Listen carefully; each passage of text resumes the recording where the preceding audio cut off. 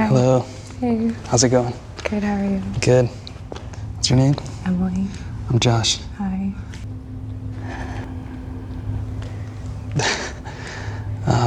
Can I kiss you? Sure.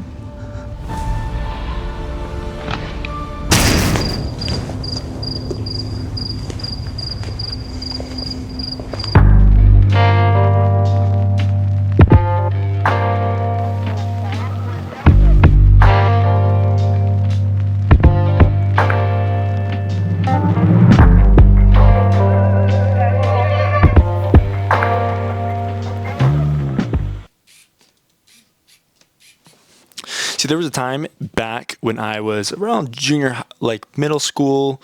Here in Utah, we call it junior high, but around middle school age to early high school age when I just wanted to be this outgoing social guru. And that's all I wanted. I saw that the most powerful people in my life, in my circle, were ultimately, they were very confident socially. And so much of my life has been focused fully on becoming socially confident in my communication. And it's taken me so long to find out these very simple secrets. And by the end of this video, my whole entire hope and desire is that you guys will know exactly what you need to do to increase your confidence, find and meet people that you want to be friends with, and so much more. First things first, you'll find that your tongue has a lot of power. The scriptures mention the tongue, and they say that the tongue is like a two-edged sword. And in so many other places, it also talks about how much power your speech has over your mind. So number one, none of this is going to work if you don't practice regularly. You should have a goal to at least talk to one person every single day. You should have places you can go to where the whole focus is communicating and meeting people, right? So things like parties, right? You can go to parties, you can go to different events, you can go to focus groups. You can go to church, right? Church is an awesome opportunity to meet people, maybe who have similar beliefs or ideas as you.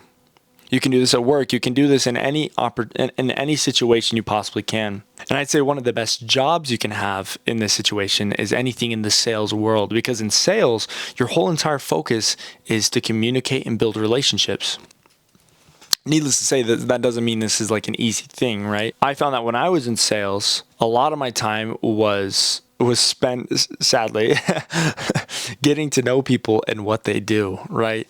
And actually, it was super beneficial because I learned a lot about what I wanted to do and who I wanted to become. I also got a lot of feedback from them. You'll notice that as you go and you practice regularly, you'll start to recognize different things in their body language and the way they behave and the way that they react to how you speak. You can actually tell. You get immediate feedback on how well you are communicating just by how they react. So if they're just kind of sitting there, oh, cool. Yeah. Nice. If they're kind of saying the same things over and over again, it's kind of a sign that, maybe what you're saying is not quite intriguing. Now, the hard thing is in communication is that most of the time people don't want to hear you speak. They want to speak.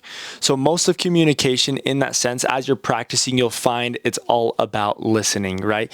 Well, like if you can't receive what's going on through here, then it's not going to be a good conversation. You have to learn to be really, really intrigued by what other people think and believe, what other people talk about. You have to really practice that above all things. And that is probably the hardest part. One of the greatest things when I was doing sales and when I was also a missionary, the number one thing you want to do is, hey, how's it going, right? A greet. And you want to make sure that your first step in communication is positive. It's high energy, because that's going to conduct how the whole entire conversation goes. And you don't want to be too much because you can kind of intimidate people sometimes. So just make sure it's positive energy. Hey, how's it going? Reasonable pitch, reasonable volume, things like that. Ultimately, that is, it's like the 15 seconds of fear before talking to someone that you really have.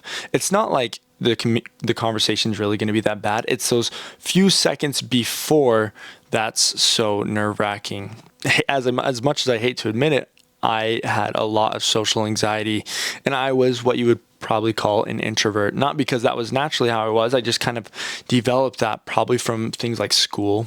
It's really obnoxious, and the teacher just wants you to be quiet, so you just listen, and that's how you stay out of trouble. So I kind of developed that over time, and in a sense closed myself off to meeting new people and things like that. You have to really forget about what other people think about what you say, and that's And that's difficult. The next really big thing is you want to compliment something about them.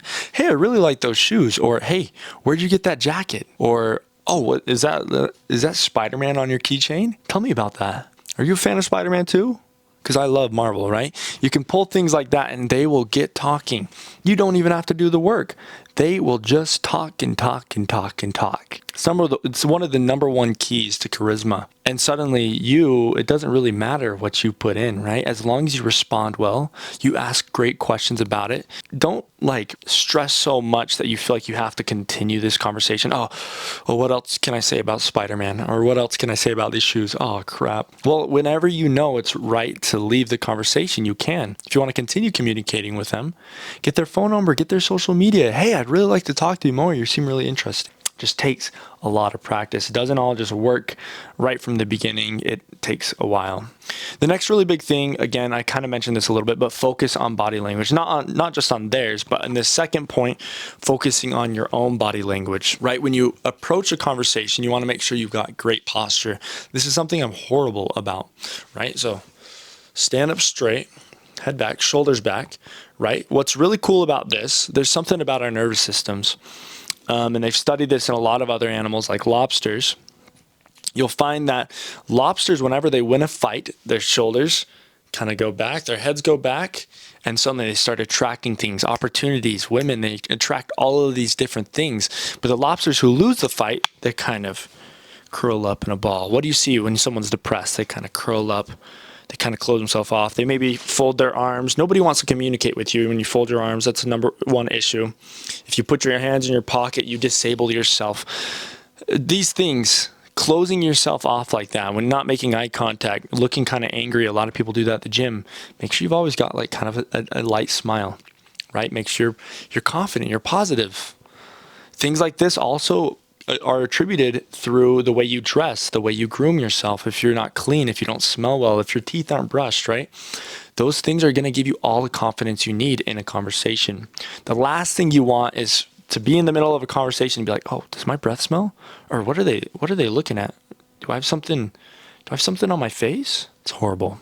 And that will kill a conversation just like that. Make sure your body language is presentable as well as yourself. Be presentable in all aspects every single day. Take the time every single morning. This helps out above all things in communication. And if you don't do that, I'm sorry, it's just not going to work. Number 3, prepare and know your material, right? So if it's like a conducted meeting, make sure you kind of study up beforehand so you have things to talk about. Dates, sometimes a lot of people want to do that. You want to be careful about dates because you don't want to just sound like some, too unnatural, right? A date's not necessarily a business meeting. It's not, there's no agenda behind it except for getting to know the person and finding out if you guys match up, if you guys would work together, right? Not everything is meant to go well. Not everything is not everyone is meant for each other, right? So you don't even need to worry. That's why you go on dates. That's why you go on meetings. That's why you have interviews, right? You do these things. Why? Because you're trying to figure out, hey, do we work together? How well do we work? If you can see them being your partner and if you can see that they respond to you really well, even if your communication isn't the best, then that's great. But know your stuff ultimately. Be well trained enough in your communication that you can on the spot come up with things to say or things to compliment. Don't be worried about teasing or joking with the person. That's how you really open them up and get them to be themselves. If they see that you are yourself, they will be themselves. Test things out. One of the greatest things you can do, and probably one of the worst things at the same exact time, is say something like slightly offensive, not like towards them. Oh, that's horrible. I probably should be careful about saying that. But like making a joke, say that maybe not what you necessarily would normally do in a casual conversation. You want to make sure you know this person well enough first, but if you do that and things do work, there's an automatic click and you will be best friends forever. No joke. It's a secret hack, but be wise with it. All of these things, this third step that I've just given you is so important, but all these things work together perfectly to make you confident in your communication. Take notes, find things that you can do. Think about your own conversations. What am I doing that we just talked about? and what am I not doing that I could work on? Please consider watching another video. I've got so many videos talking about how to fix your life up, how to get things going.